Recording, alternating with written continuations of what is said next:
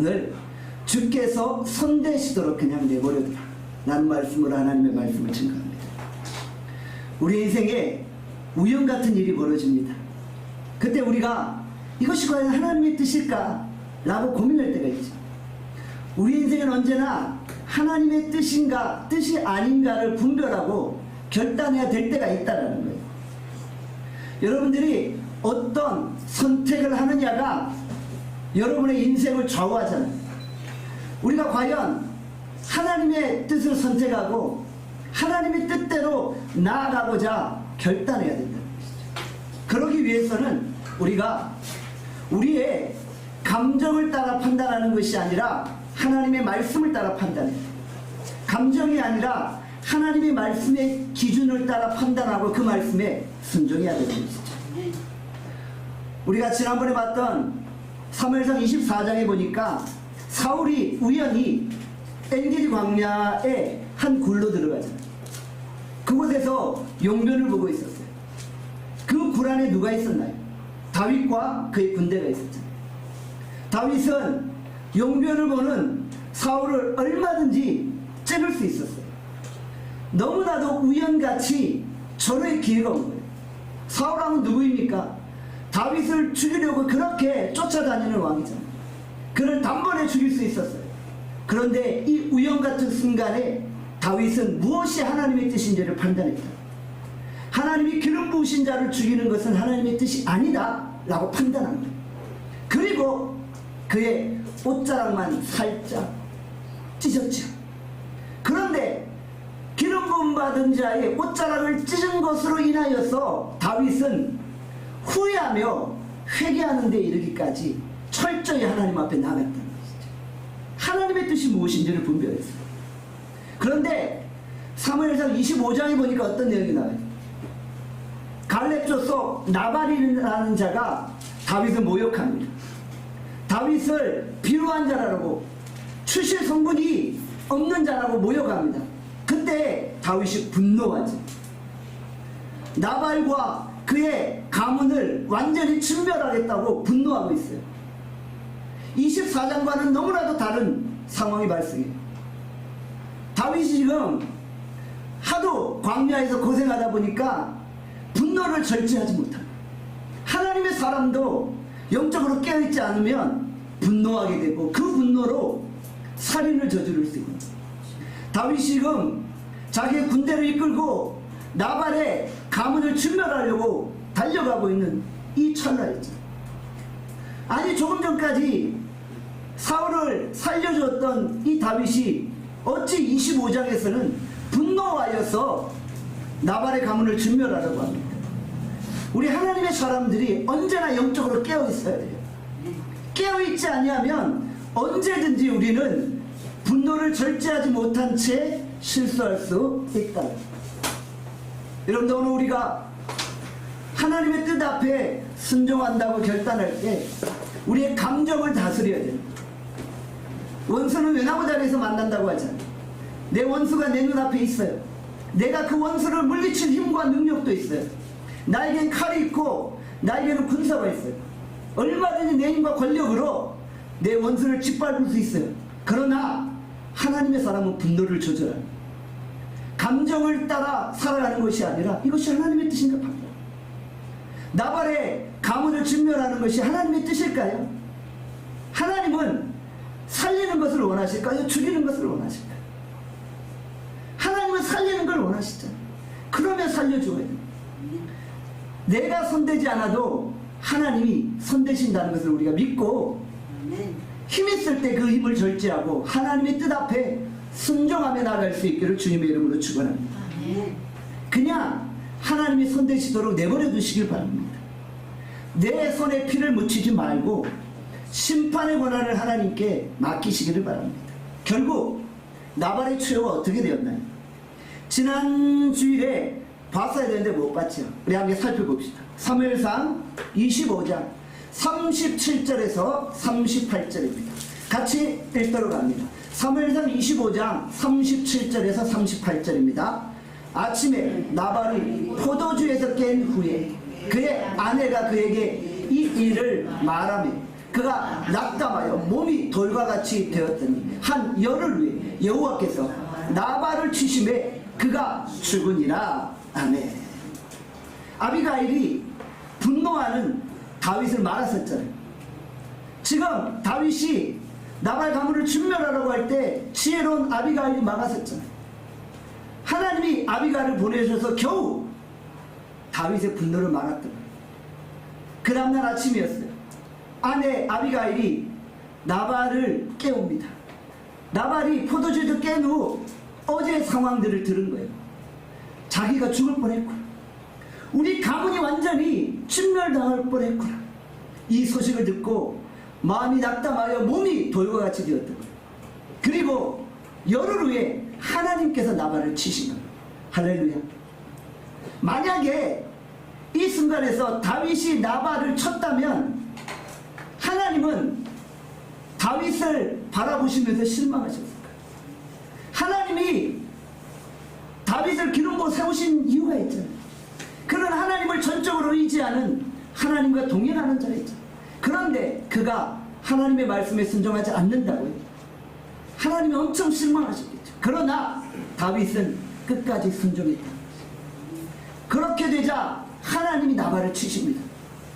열흘이 지났는데 하나님이 나발을 치시니까 나발이 죽게 되었다. 이 소식을 듣고 다윗도 깜짝 놀랐을 거예요. 다윗도 간담이 서늘했을 거예요. 아, 내가 실수할 뻔했구나. 내가 손대지 않았어도 하나님이 나발을 치셨을 텐데 내가 만약에 나발과 그의 가문을 쳤으면 어떻게 됐을까? 저는 다윗이 이 순간 철저히 하나님과 회개했을 거예요. 내가 영적으로 침체하니까 분노를 절제하지 못하고 분별 없이 행동했구나. 하나님이 나의 실수를 막으셨구나 라면서 철저히 회개했을 거예요. 다윗이 이런 고백을 합니다. 사무엘상 25장 39절입니다. 사무엘상 25장 39절 같이 읽습니다. 시작. 나발이 죽었다 다윗이 듣고 이르되 나발에게 당한 나의 모욕을 갚아주사 종으로 악한 일을 하지 않게 하신 여호와를 찬송할지로다. 여호와께서 나발의 악행을 그의 머리에 돌리셨도다 하니라. 아멘. 나발이 죽었다는 소식을 다윗이 들었어요. 그리고 다윗이 뭐라고 고백해요? 나를 모욕한 종에게 내가 악한 일을 하지 않도록 하나님이 막아주셨다. 이게 회개인 거예요. 내가 손대면은 하나님이 역사하지 않으세요. 그런데 내가 하나님의 뜻을 기다리면 하나님이 손대시는 거예요. 심판의 권한은 하나님께 있어요. 사랑 여러분 정말 복수하고 싶은 마음이 드는 사람이 있나요? 그 사람이 내 눈앞에 있어요. 그때 감정 절제하시고 하나님께 그 복수를 맡기시기를 바랍니다. 하나님이 판단해요. 하나님은 가장 공평하고 정의로운 재판관이십니다. 우리의 인생의 모든 판단을 하나님께 맡기시는 여러분들 되어질 수 있기를 간절히 축원합니다. 십광야를 떠도는 다윗에게 또 다른 위기가 임하게 됩니다. 사무엘상 26장 1절입니다. 사무엘상 26장 1절 말씀 같이 읽습니다. 시작. 10사람이 기브아에 와서 사울에게 말하여 이르되 다윗이 광야 하길라산에 숨지 아니하였나이까 하네. 10사람이 다윗이 지금 이 근방에 있다라고 사울에게 밀고하고 있는 거예요. 다윗이 10광야 하길라산에 숨어 있다라고 밀고하고 있는 거예요. 10사람은 누구입니까? 다윗과 같은 유다 지파잖아요. 앞에 봤던 나발도 유다 지파고 10사람도 유다 지파잖아요. 같은 지파 사람인데 같은 가문 출신인데 지금 다윗을 죽이려고 사울에게 다윗의 위치를 밀고 하고 있는 거예요. 10사람은 지난번에도 사울에게 다윗의 위치를 보고했잖아요. 그런데 이번에 또다시 다윗의 위치를 사울 왕에게 보고하고 있는 것이죠. 이번이 두 번째 밀고입니다. 우리 첫 번째 밀고 한번 살펴볼까요?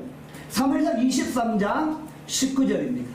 사무엘상 23장 19절 제가 읽도록 합니다. 사무엘상 23장 19절입니다.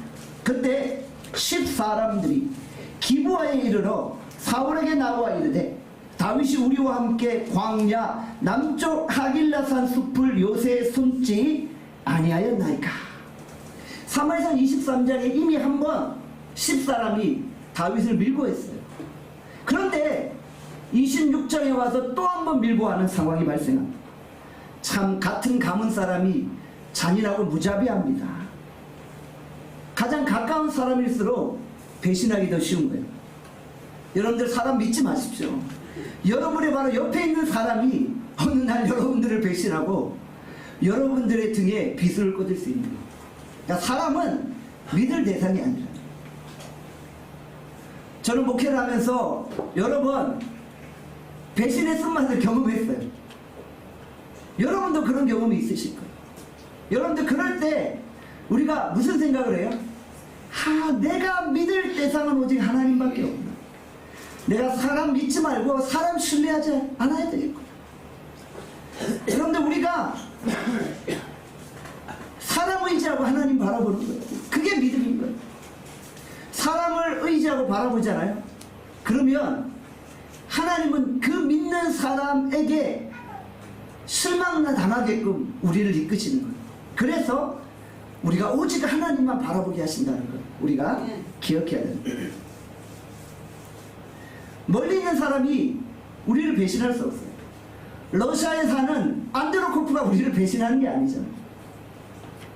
가장 가까운 사람이 배신할 수 있다는 거 우리 기억할 수 있기를 바랍니다.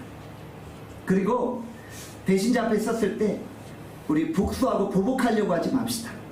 왜냐하면 그 결과를 하나님 앞에 맡기는 여러분들 되어질 수 있기를 원합니다. 10사람들은 이익을 따라 움직이는 사람들이었어요. 그들은 권력편에 서 있는 자예요. 그런 사람들이 있잖아요. 권력이 이쪽으로 가면 거기에 붙어 있다가 권력이 저쪽으로 가면 저기에 붙는 그런 사람들이 있잖아요. 내 친구, 내 가족 뭐 다 필요 없어요. 오직 권력에 붙어서 기생하고자 하는 사람들이 있잖아요. 권력으로부터 이익을 얻으려고 하는 자들이 있잖아요. 바로 10사람이 그러한 사람들이었죠. 기회주의자예요. 다윗이 2번이나 배신당했어요. 그런데 다윗은 그 10사람들을 자신의 손으로 보복하지 않았어요. 여러분들 이미 다윗은 군대를 거느리는 장관이었어요. 장수였어요. 다윗은 얼마든지 2번이나 자신을 배신한 10사람들을 신멸하러 갈 수도 있었어요. 그런데 나발 사건을 통해 깨달았잖아요. 나발도 내가 손대지 않으니까 하나님이 손대신다. 깨달은 거예요. 그래서 자기를 밀고 한 10사람도 그냥 내버려둔 거예요. 심판을 하나님께 맡긴 거예요. 나중에 다윗이 아들 압살롬에게 배신을 당하여 도망갈 때 시므이 사람들이 다윗을 막 비난하잖아요. 그때도 다윗이 뭐라고 해요? 아비새가 저 시므이 사람 내가 당장 단칼에 베어버리겠습니다라고 할 때 다윗이 내버려두라고 하잖아요. 지금 하나님이 나를 이렇게 저주하시는 것이다. 하나님이 시므의 입을 통해 나를 저주하시는 것이다. 그냥 내버려둬라 라고 이야기하잖아요. 심판을 하나님께 맡기는 거예요. 여러분 오늘 우리가 인생의 모든 상황에서 심판을 하나님께 맡길 수 있기를 원합니다. 우리는 묵묵히 그냥 믿음의 길을 걸어갑니다. 우리가 걸어가야 될 믿음의 길만 똑바로 가면 돼요. 딴 사람이 나를 어떻게 모욕하고 어떻게 비난하고 어떻게 해하고자 하든지 여러분들 신경 쓰지 마세요. 우리는 하나님이 붙드시는 자들이에요. 하나님의 사람들은 하나님이 책임지세요. 아무리 사울이 힘과 권력으로 다윗을 죽이려고 해도 다윗 죽지 않잖아요. 왜요? 하나님이 그와 함께 하시기 때문이잖아요. 여러분의 원수가 여러분들을 아무리 회하려고 해도 여러분들 두려워하지 마세요. 하나님이 여러분들을 보호하십니다. 천천만만의 군사들이 에워싸도 나는 하나님이 함께 하시면 두렵지 않다라는 고백이 다윗의 고백일 뿐만 아니라 여러분들의 고백이 되어질 수 있기를 간절히 소원합니다. 다윗은 2번이나 자신을 밀고 한 10사람을 용서해 줍니다. 여러분 오늘 우리 안에 진정한 용서가 회복되기를 원합니다. 보복하고 복수하는 데 에너지 낭비하지 마시고 우리는 그냥 믿음의 길을 걸어갈 수 있기를 원합니다. 우리는 모두 다 영적인 독수리입니다. 함께 따라합시다. 우리는 영적인 독수리다. 우리는 영적인 독수리다. 어찌 영적인 독수리가 참새 따위에 신경을 쓰겠어요? 참새가 아무리 제잘거리며 우리를 공격하고 보복하려고 해도 독수리가 그런 거에 신경 쓰겠어요? 우리는 창공을 나르는 영적인 독수리입니다. 성령의 파도를 타고 마음껏 창공을 나는 영적인 독수리는 그에 합당한 믿음의 길만 걸어가면 되는 것이지. 사울이 이제 다윗을 찾으러 십광야로 내려갑니다. 사무엘상 26장 2절입니다. 사무엘상 26장 2절 말씀 같이 했습니다. 시작. 사울이 일어나 십광야에서 다윗을 찾으려 이스라엘에서 택한 사람 3,000명과 함께 십광야로 내려가서 사울이 체포조 3,000명을 거느리고 십광야로 갑니다. 다윗을 찾으려고 샅샅이 뒤지고 있어요. 3,000명이 보통 숫자가 아니에요. 보통 블레셋이 공격해 오면 3,000명, 5,000명씩 나가서 적들을 막아요. 이 3,000명이라는 숫자가 그런 숫자예요. 한 민족이 공격이 오면 방어하는 숫자예요. 아니, 사울 왕이 에너지를 쓸 데가 없어서 다윗 한 사람 죽이려고 민족과의 싸움에서 적들을 향하는 3,000명을 이끌고 와서 다윗을 찾으러 갑니다. 다윗이 이만큼 엄청난 위기와 위험 가운데 빠져 있었던 것이죠. 그런데 다윗이 사울이 이곳에 있다는 소식을 듣고 어떻게 반응합니까? 이전과는 너무나도 다른 반응을 보이는 거예요. 사무엘상 26장 3절에서 4절입니다. 3절에서 4절 말씀 읽습니다. 시작. 사울이 광야 하길라 산 길가에 진친이라. 다윗이 광야에 있더니 사울이 자기를 따라 광야로 들어옴을 알고 이에 다윗이 정탐꾼을 보려 사울이 과연 이른 줄 알고. 자, 지금 사울이 다윗을 찾으려고 십광야를 샅샅이 뒤지고 있죠. 그때 다윗이 어떻게 반응합니까? 정탐꾼을 보내서 사울이 어떻게 하는지를 살피고 있는 거예요. 자, 이전과는 달라요. 이전에는 다윗이 오면은 도망다니고 피신하기에 급급했어요. 그런데 이번에는 다윗이 정탐꾼을 보내서 사울의 동태를 살피고 있는 거예요. 이것은 무엇을 의미합니까? 이제 다윗의 군대가 어느 정도 정비되었다는 거예요. 다윗도 광야 생활 짬밥이 생긴 거예요. 처음 그 아둘람 동굴에서 오합지졸을 데리고 시작했던 이 다윗의 군대가 어느 정도 이렇게 정비가 된 거예요. 정탐꾼도 생기고 이제 무술도 익히고 군사력도 생긴 거예요. 이제 뭔가 사울과 맞서고자 하는 마음이 생겼던 거예요. 사랑하는 여러분, 오늘 우리를 대적하는 자들 앞에서 더 이상 피하지만 마세요. 여러분들, 피하는 게 언제나 최선의 길은 아닙니다. 우리 하나님의 사람들이 세상의 권력 앞에 맞서야 될 때가 있는 거예요.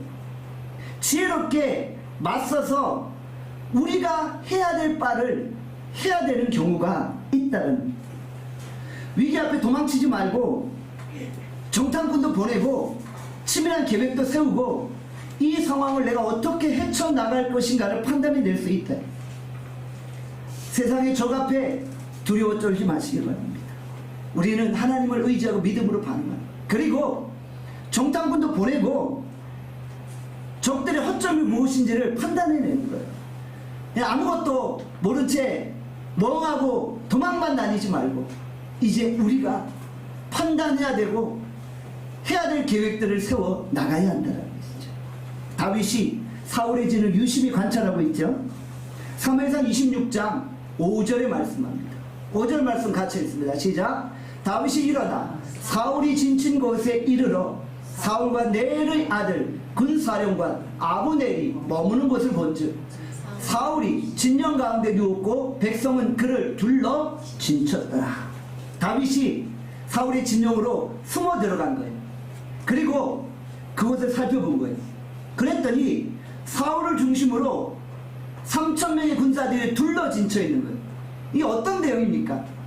사울 왕을 보호하는 대응인 거예요. 그러니까 적들을 맞서려면 적이 있는 방향으로 서 있어야 되잖아요, 군사가. 그런데 이것은 적들을 맞서기 위한 대항이 아니라 사울을 보호하기 위한 대항이었던 거예요. 그래서 3,000명의 군사들이 사울을 중심으로 겹겹이 둘러 진쳐 있는 거예요. 사울이 두려웠던 거예요. 지난번 엔게디 광야에서 다윗에게 한번 죽을 뻔했잖아요. 그리고 나서 이 사울이 두려웠던 거예요. 그래서 군사들을 거느리고 자신을 겹겹이 보호하게 했다라는 것이죠. 자, 그리고 다윗은 이제 사울의 진영으로 들어가고 있어요. 다윗이 뜻밖의 판단을 내린 거예요. 지난번 같으면 다윗이 그냥 도망갈 텐데 이번에는 사울의 진영 깊숙이 들어가보자 하는 것이죠. 사무엘상 26장 7절에 말씀합니다. 사무엘상 26장 7절 말씀 같이 읽습니다. 시작. 다윗과 아비새 밤에 그 백성에게 나아가 본즉 사울이 진영 가운데 누워 자고 창은 머리곁 땅에 꽂혀 있고 아브넬과 백성들은 그를 둘러 누워있는지라. 아멘. 다윗이 진영 깊숙이 들어갔어요. 누구와 함께 갑니까? 아비새와 함께 갔죠. 다윗이 자기 군사들에게 물어봤어요. 누가 나와 함께 사울의 진영으로 들어가겠느냐. 그때 아비새가 손을 들고 내가 가겠다고 외친 거예요. 아비새가 누구입니까? 다윗의 조카뻘인 거죠. 그가 다윗과 함께 가고자 했던 것이죠. 그래서 다윗과 아비새가 밤에 3,000명이 있는 그 진영을 은밀히 파고들어서 다윗이 사울에게 나아갔던 것입니다. 다윗이 왜 이런 일을 했을까요? 우리가 한번 판단해 봐야 돼요. 다윗이 지금 사울의 진영으로 들어간 것이 사울을 죽이기 위함일까요? 그건 아니었던 거예요. 사울을 죽이려고 들어간 건 아니에요. 그런데 다윗이 사울에게 뭔가 경고를 주고 싶었던 거예요. 내가 당신에게 잘못한 것이 없는데 왜 당신은 나를 계속 이렇게 죽이려고 합니까? 내가 당신을 해할 수 있지만 해하지 않습니다 라는 것을 경고해 주고 싶었던 것 같아요. 만약에 처음부터 죽이려는 의도였다면 들어가서 죽이고 나왔겠죠. 그런데 다윗은 사울을 죽이려고 하지 않았다는 것이죠. 다윗과 아비새가 3,000명의 군사를 뚫고 사울의 그 진영 안으로 들어갔다는 것, 이것은 보통 용기가 아닙니다. 정말 담대했어요. 골리앗도 물리친 다윗이잖아요. 어떠한 대적 앞에서도 두려워하지 아니하는 다윗이었잖아요. 다윗은 하나님이 나와 함께 하심을 알고 계셨어요. 그래서 3,000명을 뚫고 사울의 침실 안으로 들어갔지만 그에게는 여전히 담대함이 있었다는 것이죠. 사랑하는 여러분, 오늘 우리 하나님의 사람들이 이처럼 담대하기를 원합니다. 3,000명의 여러분들을 죽이려고 해도 쫄지 말고 두려워하지 마세요. 하나님이 여러분과 함께 하세요. 제가 종종 이런 이야기를 들어요. 회사 갔는데 상사가 나를 너무 괴롭혀서 막 죽고 싶은 거예요. 상사를 어떻게 막 보복하고 싶고 너무 미워 죽겠는 거예요. 여러분들 그럴 때 여러분이 손대려고 하지 말고 용서하십시오. 하나님이 어느 날 그 상사를 치실 줄 믿습니다. 3,000명, 5,000명이 여러분을 에워싸도 결코 두려워하지 마세요. 하나님이 여러분들을 지켜 주신다는 것이죠. 자, 다윗이 사울의 진영으로 들어갔어요. 그랬더니 어떤 일이 벌어집니까? 아니, 군사들이 다 잠을 자고 있는 거예요. 완전히 방어 시스템이 무너져 내렸어요. 아니, 지금 언제 적들이 취미 배울 줄 모르면 불침번도 서고 경비를 써야 되잖아요. 그런데 이상하게도 3,000명이 다 깊은 잠에 빠져버린 거예요. 그러니 다윗과 아비새가 들어가도 아무도 알지 못하는 거예요. 인지하지 못하는 거예요. 너무 깊은 잠에 빠져있게 되었다는 것이죠. 그때 아비새가 이야기하죠. 왕이시여, 내가 사울을 단칼에 베어버리겠습니다. 두 번 찌를 필요 없습니다. 한 번에 그를 완전히 찔러 죽여버리겠습니다. 그때 다윗이 어떻게 반응하나요? 얼마든지 단번에 죽일 수 있는 절호의 기회였잖아요. 그런데 다윗이 어떻게 반응하나요? 사무엘상 26장 9절입니다. 사무엘상 26장 9절 말씀 같이 읽도록 합니다. 시작. 다윗이 아비새에게 이르되 죽이지 말라. 누구든지 손을 들어 여호와의 기름 부음 받은 자를 치면 죄가 없겠느냐 하고, 기름 부음 받은 자를 치면 죄가 없겠느냐 하고. 그러니까 사울은 하나님이 기름 부으신 자이기 때문에 내가 함부로 해하지 않겠다고 고백합니다. 지난번에 엔게디 광야에서도 그런 일이 있었죠. 또다시 사울을 살려주고 용서해주고자 했던 것이죠. 어떠한 상황에도 기름 부음 받은 자를 해할 수 없다라고 원칙을 세웁니다. 그래서 다윗은 감정이 아니라, 복수의 감정이 아니라 원칙을 따라, 말씀의 기준을 따라 순종했다는 거예요. 아비새가 죽이고자 할 때 아비새를 말립니다. 아비새는 약간 다혈질적인 그런 성격이 있어요. 베드로 같은 기질이 있어요. 그래서 나중에 시므이 사람들이 시므이가 다윗을 비난할 때도 아비새가 단칼에 가서 내가 저 시므이 죽이겠다고 말했죠. 아비새가 그런 기질이 있어요. 그러나 다윗은 그를 말립니다. 여호와께서 기름 부으신 자를 결코 칠 수 없다라고 말합니다. 여호와께서 기름 부으신 자를 죽이는 것은 하나님을 모욕하는 것이다. 왜냐하면 하나님이 그 사람을 기름 부었기 때문이다 라고 생각했던 것이죠. 다윗은 어떠한 상황에도 흔들리지 않았어요. 다윗은 사울의 생명조차 하나님께 맡기고 있다는 것이죠. 그러며 다윗이 아비새에게 예언적인 선포를 합니다. 사무엘상 26장 10절입니다. 10절 말씀 같이 읽습니다. 시작. 다윗이 또 이르되 여호와께서 살아계심을 두고 맹세하노니 여호와께서 그를 치시니 혹은 죽은 날이 이르거나 또는 전장에 나가서 망하리라. 아멘. 다윗은 분명히 알았어요. 나발의 사건을 통해 하나님이 심판하시는구나 라는 사실을 알았어요. 내가 손대지 않아도 하나님이 손대시는구나 라는 걸 알았어요. 그래서 사울에게도 이렇게 외치는 거예요.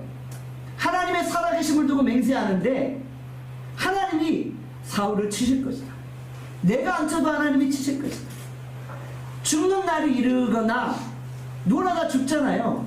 언젠간 사울이 죽을 것이다. 혹은 전쟁에 나가서 망할 것이다. 전쟁에 나가서 죽게 될 것이라고 말하죠. 실제로 다윗이 선포한 대로, 다윗이 예언적으로 선포한 대로 얼마 있지 않아 사울이 전쟁에 나가 죽게 되었습니다.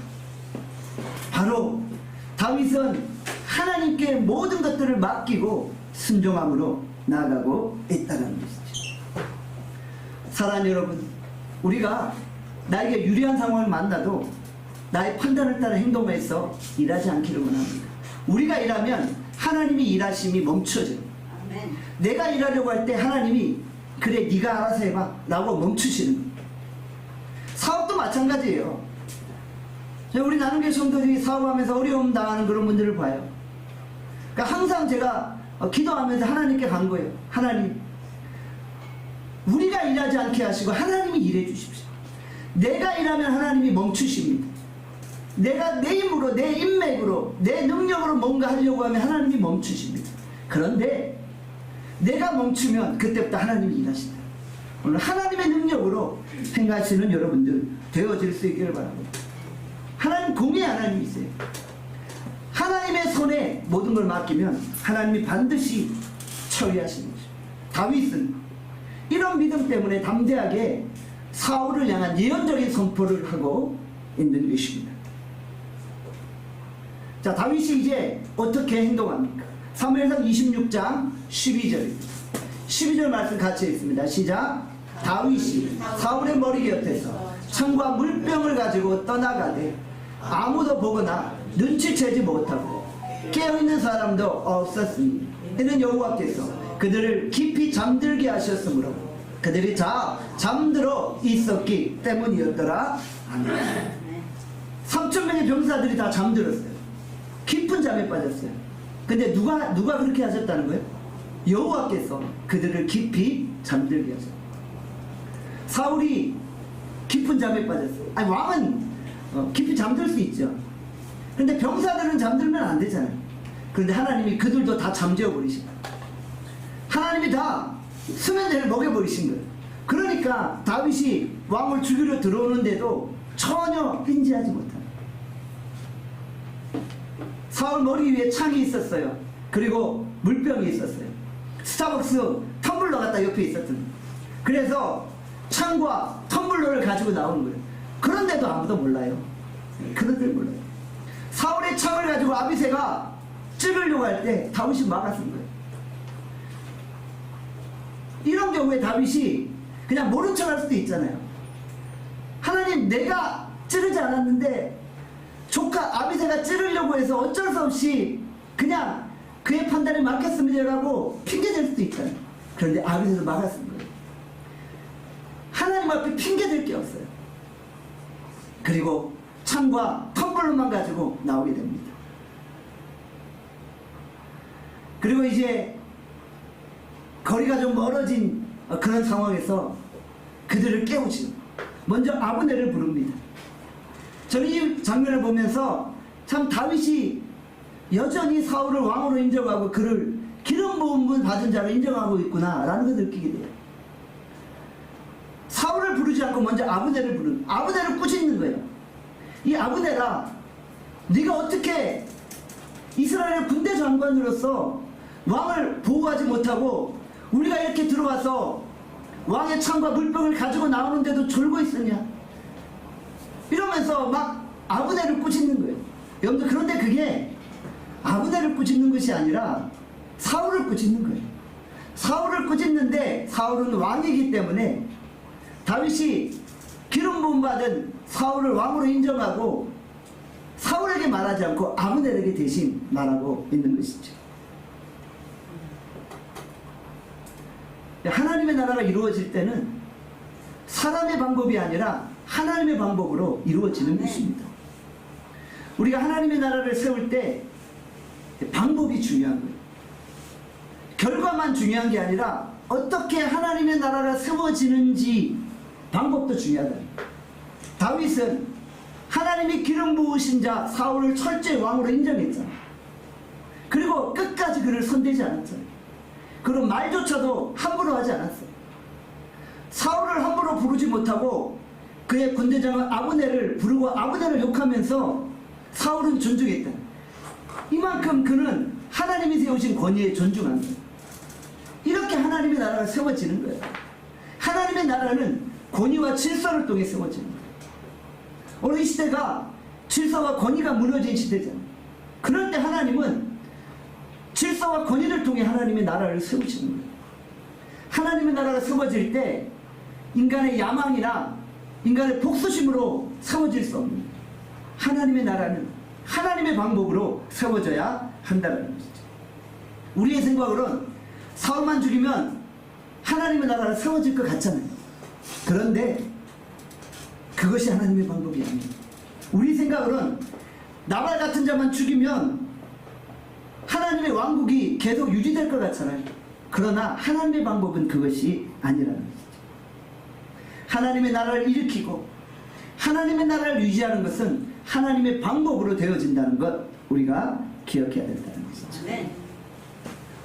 사랑하는 여러분, 우리가 자주 이런 유혹에 빠질 수가 있어요. 이것이 하나님의 뜻인가 하나님의 뜻이 아닌가. 그럴 때 우리가 하나님의 말씀의 기준으로 판단하고 결정 내리시는 여러분들 되어질 수 있기를 간절히 축원합니다. 자, 그리고 이제 마지막으로 다윗이 사울에게 말합니다. 오늘 이 장면이 다윗과 사울이 만나는 마지막 장면이에요. 이제 이후로 더 이상 사울은 다윗을 보지 못해요. 그리고 전장에서 사울 왕이 죽게 되어집니다. 다윗이 마지막으로 사울 왕에게 이런 말을 합니다. 사무엘상 26장 17절입니다. 사무엘상 26장 17절 있습니다. 시작.